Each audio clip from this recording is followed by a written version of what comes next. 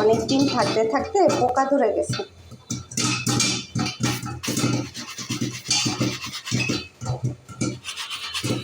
ছেলে বায়না করে এই পাপন খাবে, তাই বাজার থেকে 1 কেজির মতো পপকর্নের নিয়ে আসছি, বুট নিয়ে আসলাম।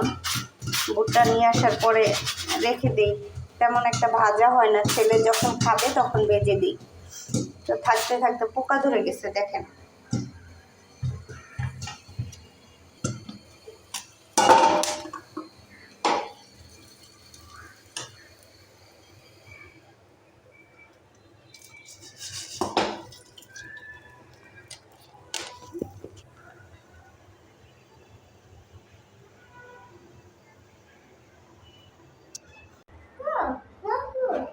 কোথায় পাপন? হ্যাঁ কোথায়?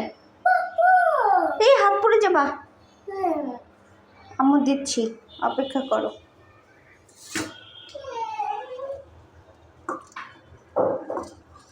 সে রাগ করে চলে গেছে।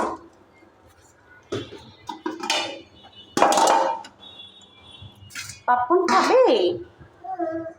ওকে, এই যে তোমার জন্য পাপন রেডি করতেছি।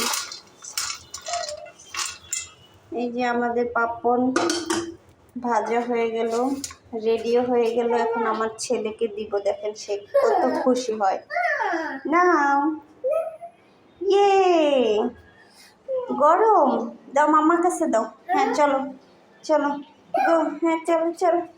পাপন, ইয়ে আমরা পাপন খাবো, ইয়ে জি হ্যাঁ পাপন না, বসো।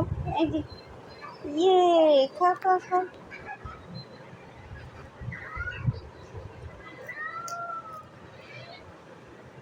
ওকে, সবাইকে টাটা দাও, টাটা দাও, টাটা, বাই বাই।